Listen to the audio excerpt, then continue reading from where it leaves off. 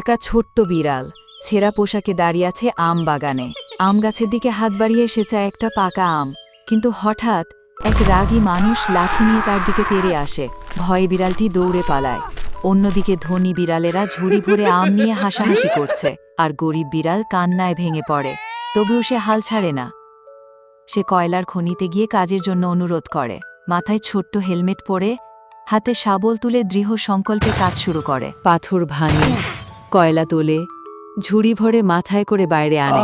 দিনভর কঠোর পরিশ্রম শেষে এক শ্রমিক তার হাতে কিছু টাকা তুলে দেয়।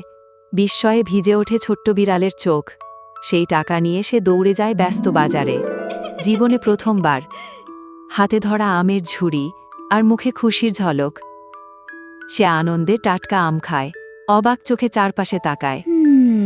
আর আমাদের একটাই শিক্ষা দিয়ে যায়, পরিশ্রম করলে স্বপ্ন একদিন সত্যি হয়।